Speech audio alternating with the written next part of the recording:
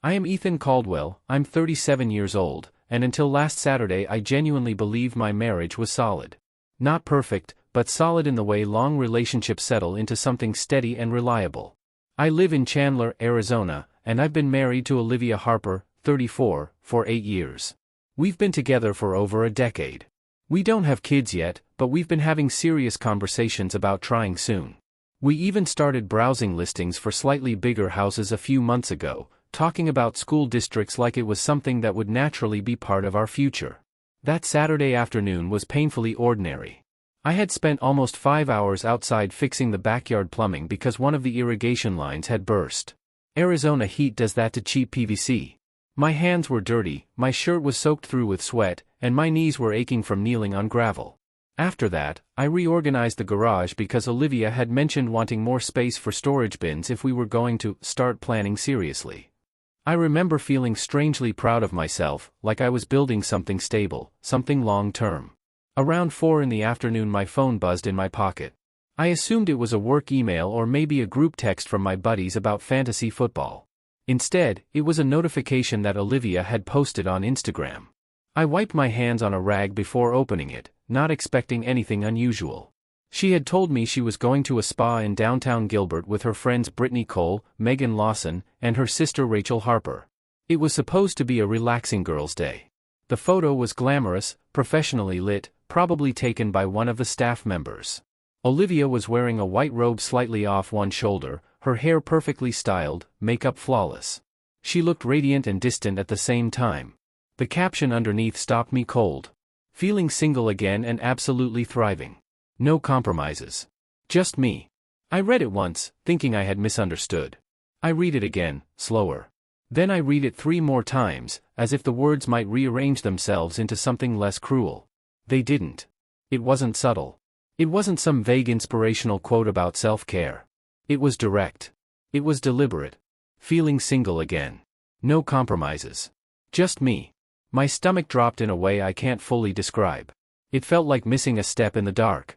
My first instinct was that it had to be some kind of joke, maybe an inside thing between her and her friends. But then I scrolled down to the comments. Brittany wrote, "About time you dropped the extra weight." Rachel commented, "Proud of you for choosing yourself." Megan added, "Freedom looks good on you." There were dozens more, all variations of congratulations, empowerment, fresh start energy. Not one person seemed confused. Not one person asked what happened. They were celebrating something. Something I clearly hadn't been informed about. The extra weight comment echoed in my head. I am not overweight, but that wasn't the point. The point was that I was being referred to like a burden. A thing to be shed. A problem solved. And the worst part was realizing that her sister and closest friends already knew whatever this was. They were in on it. They were cheering it on publicly while I was at home fixing pipes and reorganizing shelves for a future that apparently only existed in my head. I zoomed in on the photo, irrationally searching for clues. There was no ring visible on her hand. I don't know if she had taken it off intentionally or if it was just the angle, but noticing its absence made my chest tighten. I checked the timestamp. Posted 23 minutes ago. In that short window, over 60 comments. I tried calling her. It rang twice and went to voicemail.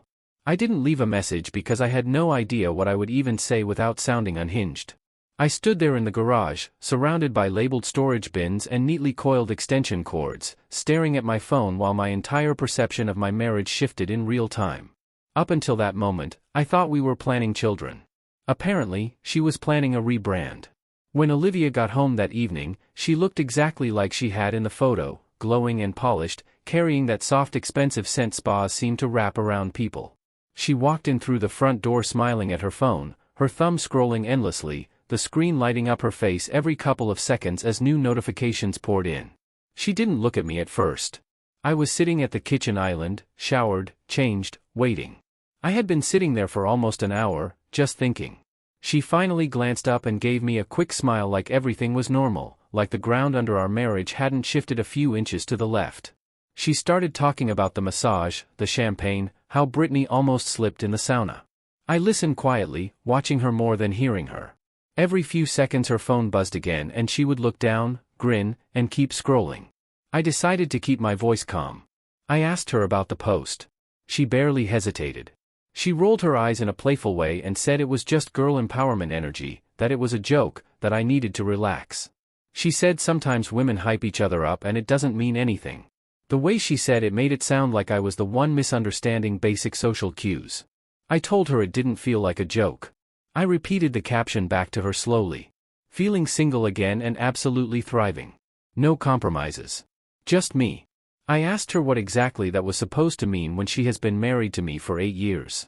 She shrugged and said it was about independence, about reconnecting with herself, about not losing her identity in a relationship. Her tone stayed light, almost amused. Then I mentioned Brittany's comment about dropping the extra weight. That was when her expression changed slightly, not guilty, not apologetic, just irritated. She said I was being insecure and dramatic. She said Brittany was obviously kidding and that I was reading too much into everything. She accused me of trying to pick a fight over a harmless caption. The word insecure stuck with me because it felt like a deflection rather than an explanation. I asked her directly if she meant what she wrote. She didn't answer that. She circled around it, talking about self-growth and energy shifts and how sometimes people outgrow old versions of themselves. She minimized the situation instead of addressing it. What she never did, not once, was say that she didn't mean it. She never said she wasn't referring to our marriage. She just kept telling me I was overreacting. After a while she got tired of the conversation and said she wasn't going to argue about social media. Then she went upstairs, still scrolling, still smiling at her screen. Later that night, when she was in the shower, I opened the post again. The likes had climbed past 300. The comments had multiplied. Strangers were writing things like "Welcome back to the single life" and "Cheers to your new chapter." Some people were tagging others saying I told you she'd finally do it. Not a single comment asked if she was married. Not one person seemed confused by the caption. There were no shocked reactions, no what happened questions. Just celebration. That was the part that made my chest feel hollow. It meant this narrative had already been built somewhere else. You don't get 300 people immediately celebrating your freedom unless they've been primed to see you as trapped. I started realizing that while I thought we were discussing baby names and mortgage rates, she had likely been telling her friends a completely different story. Maybe I was the compromise she resented. Maybe I was the dead weight long before Brittany typed it. I sat in the dark living room with the glow of my phone reflecting off the windows, reading comment after comment that painted me as an obstacle in my own marriage. And the most unsettling realization was that this didn't feel spontaneous. It felt like the public announcement of something that had already been decided privately, just not with me. The next morning I didn't argue, I didn't raise my voice, and I didn't try to force another conversation about empowerment or energy shifts because something inside me had already gone cold and methodical. If Olivia wanted to publicly present herself as single, I decided I would respond privately and legally instead of emotionally. I went into my home office, closed the door, and started gathering everything that suddenly felt relevant. I took screenshots of the post, the caption, the comments, especially the ones that implied this had been building for a while. I saved them to a separate folder and backed them up to a cloud drive. Not because a caption alone ends a marriage, but because narratives matter, and I had a growing suspicion that a story about me had been circulating long before I ever saw that photo. After that, I pulled up our financial records. Arizona is a community property state, and I knew enough to understand that whatever happened next would not be simple. The house was originally mine. I bought it 3 years before we got married, back when it was just a modest place in Chandler that I thought would be temporary. Years later, after we were married, we refinanced to get a better rate and I added Olivia to the deed because at the time it felt like the natural, loving thing to do. We were building a life together, at least that is what I believed. I opened a spreadsheet and started listing numbers because numbers are solid and unemotional, unlike conversations about thriving single energy. The current estimated home value was about $610,000. The remaining mortgage balance sat at roughly $360,000. That left around $250,000 in equity, give or take market fluctuations. I stared at that number for a long time, realizing how casually I had shared ownership of something I worked years to secure. Then I reviewed our joint savings account, which held $52,000. Not insignificant, but not life-changing either. My 401k was at $172,000, built slowly over years of steady contributions and employer matches. Olivia's retirement account was around $48,000. For 8 years I had covered approximately 85% of our household expenses. Mortgage payments, utilities, insurance, groceries, vacations, even most of the renovations. Olivia worked, but her contributions were inconsistent, sometimes significant for a few months, then minimal for long stretches when she changed jobs or reassessed her career path. I was not resentful about that before. I saw it as partnership. I saw it as investing in our shared future. Sitting there that morning, looking at the raw math, it felt different. It felt like I had been financing a lifestyle that was now being rebranded as liberation from me. By midday I called Melissa Grant, a divorce attorney based in Phoenix whose name I found through a referral and a quick search. My voice was steady when I explained the situation in broad terms. 8-year marriage, no kids, community property state, home purchased before marriage but refinanced and retitled jointly. She listened carefully and asked practical questions, not emotional ones. When she confirmed that assets and debts accumulated during the marriage would generally be split equally, I felt a strange calm settle over me. Equal. Clean. Official. I did not tell Olivia about the call. I did not slam papers down on the kitchen counter. I simply continued organizing documents, downloading statements, printing mortgage records. If she wanted single life, if she wanted freedom without compromises, then I would give her exactly that, not as a social media caption but as a signed legal reality. I was done debating interpretations of a post. From that point on, I was preparing for the consequences of it. Over the next 3 days Olivia leaned even harder into whatever version of herself she had decided to debut online. She posted more Instagram stories filled with vague quotes about new beginnings, choosing peace, shedding what no longer serves you. There were selfies from coffee shops, filtered sunset photos, short clips of her clinking glasses with Britney and Megan. Every post felt curated, deliberate, like she was building momentum toward something her audience was already primed to applaud. Meanwhile, I signed paperwork. After my consultation, I retained Melissa Grant and provided her with every document she requested. Bank statements, retirement account summaries, the mortgage refinance paperwork showing when Olivia had been added to the deed. I moved quietly and efficiently, scheduling time off work under the guise of personal matters. When the petition was finalized and filed with the county, I felt an unexpected sense of clarity. There was no dramatic fight, no screaming match, just a sequence of signatures that turned a social media implication into a legal fact. 3 days after that spa photo, Olivia was at Brittany's apartment in downtown Gilbert when she was served. I know this because the process server confirmed the address and time. I imagine the scene clearly even though I was not there.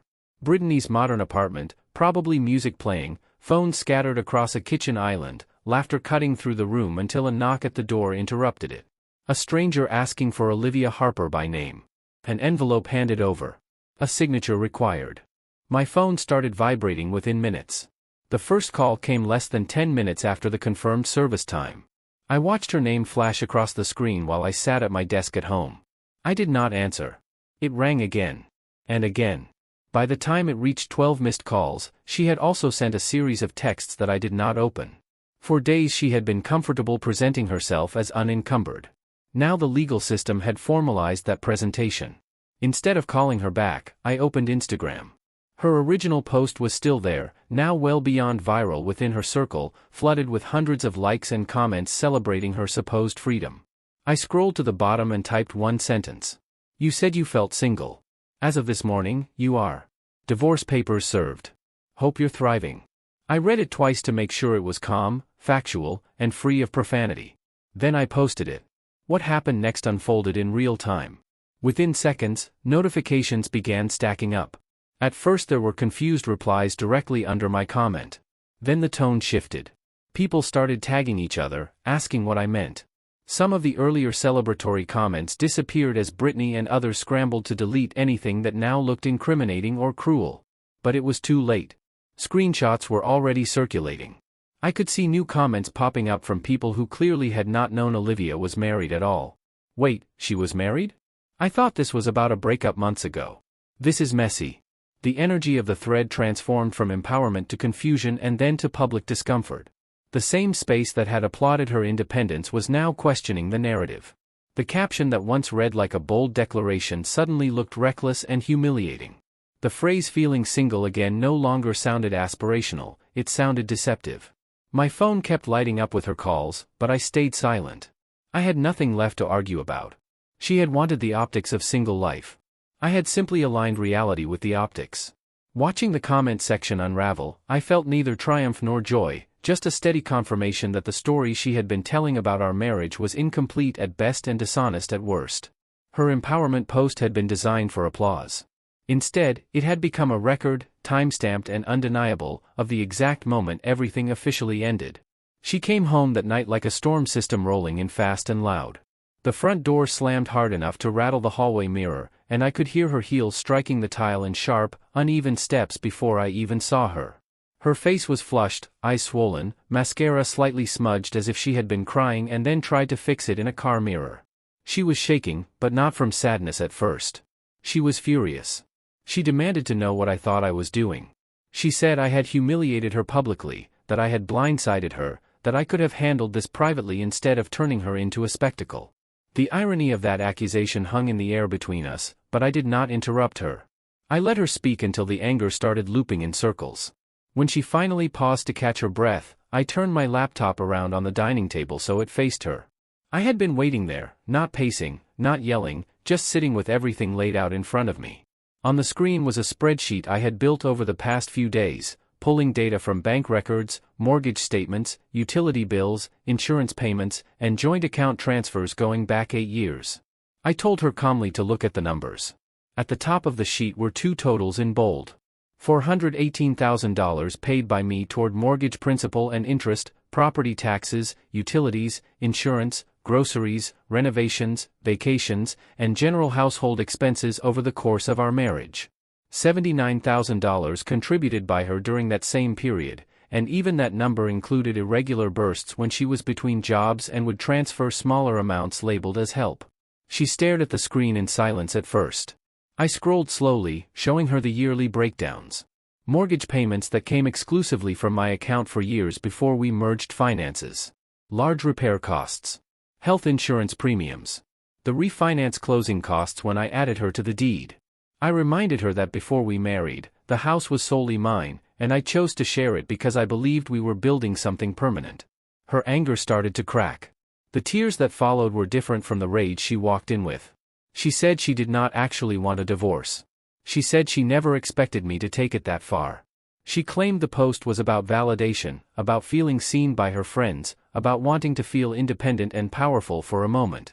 She kept repeating that it was not supposed to blow up like this. I listened without raising my voice.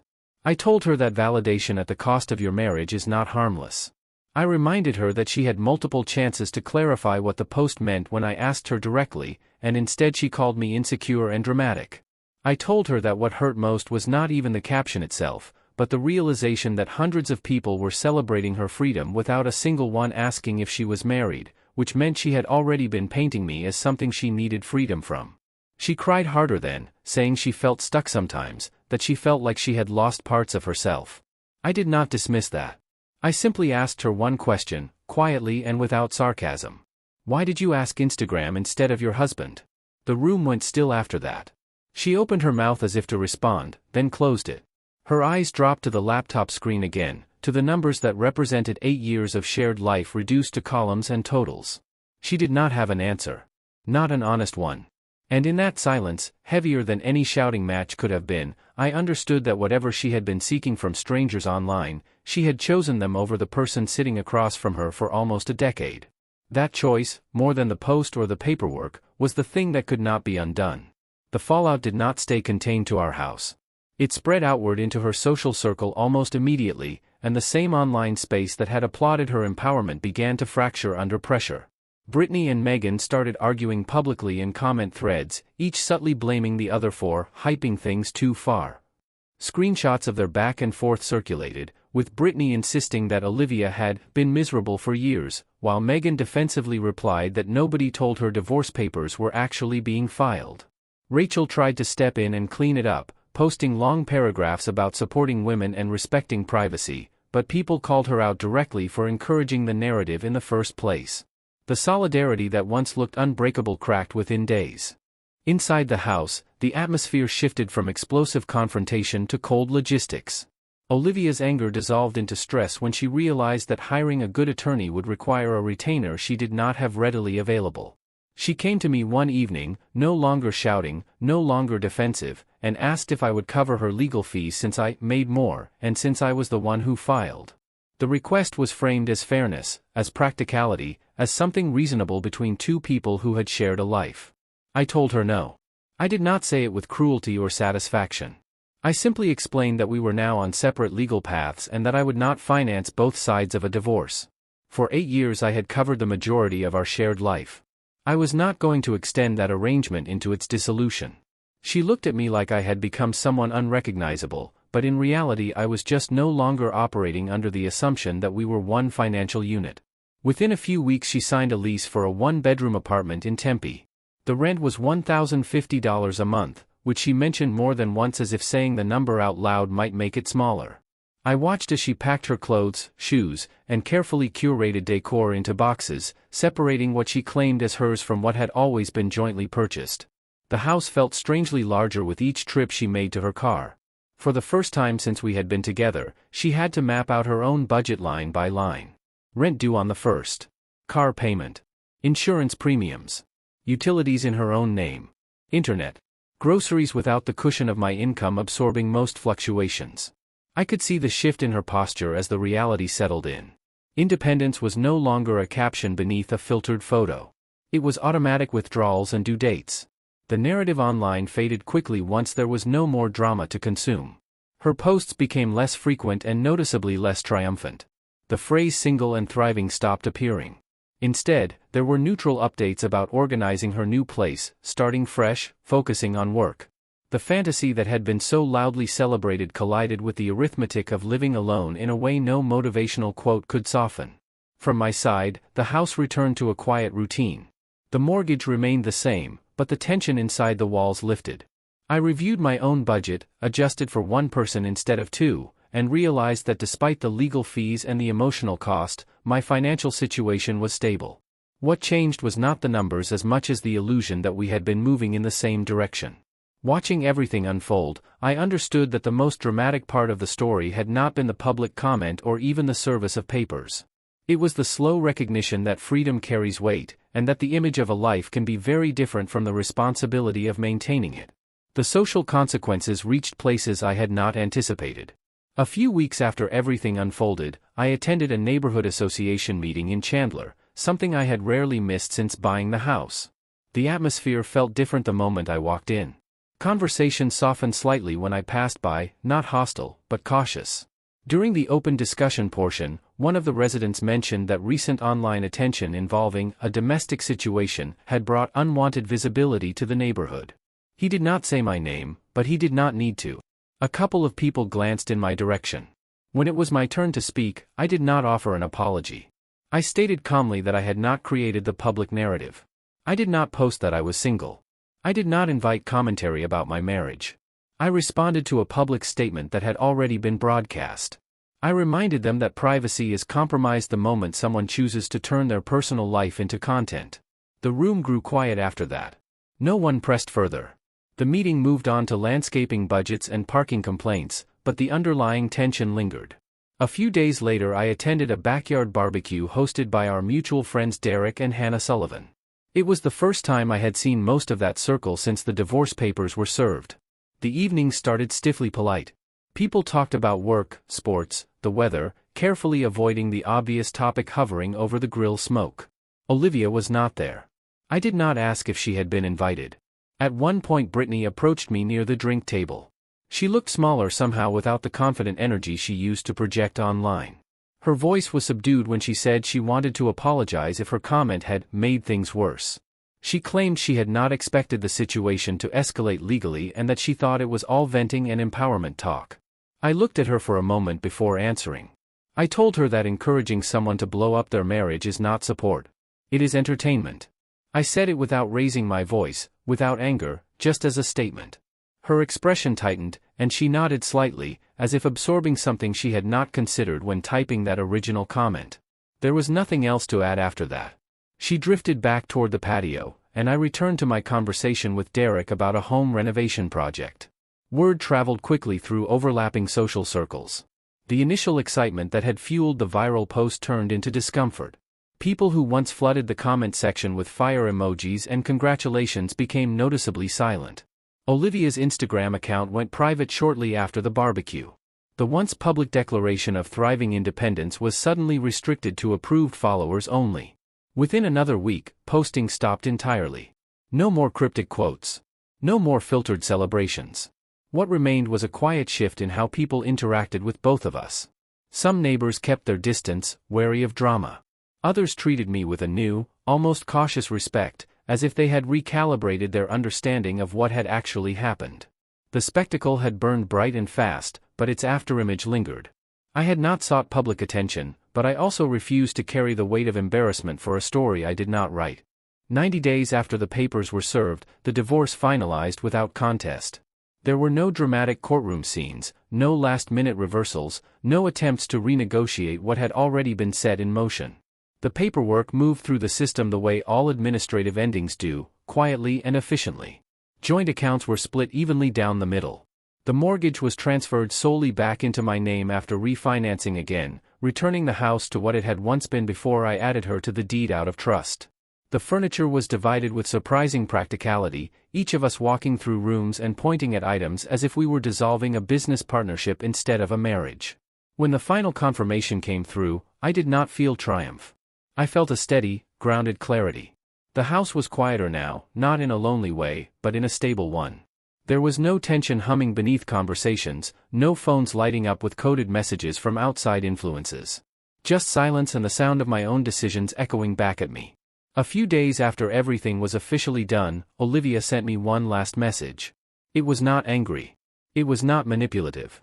It was short and stripped of performance. She admitted that she had confused attention with independence and mistaken validation for empowerment. She wrote that the reaction online made her feel powerful for a moment, like she was reclaiming something, but that she had not understood the difference between applause and autonomy. She said she did not realize how fragile the foundation was until it collapsed under the weight of public approval. I read her message twice before responding. I did not attack her. I did not revisit old arguments. I typed one sentence and sent it. Freedom is not declared online. It is paid for in real life. There was no reply after that. Weeks later, I sat alone by the pool in the backyard, the same backyard where I had fixed irrigation lines on the day everything shifted. The water reflected the late afternoon sun in slow ripples, and for the first time in months, my mind felt still. I thought about how quickly a caption had turned into a legal process, how a single sentence meant for validation had carried consequences measured in assets, leases, and signed documents. She had wanted to feel single. I had simply made her reality match her caption. Now we were both single. The difference was not in the label. It was in the understanding behind it. I knew exactly what it had cost to arrive here. I had reviewed every number, signed every page, and absorbed every social ripple that followed. Independence was no longer an aesthetic or a mood. It was responsibility, ownership, and the quiet discipline of standing by a decision once it was made. As the sun dipped lower and the backyard lights flickered on automatically, I realized that nothing about this ending felt theatrical anymore. It felt earned. Not because I had won something, but because I had faced it directly. She had chased the feeling of freedom. I had calculated the price of it.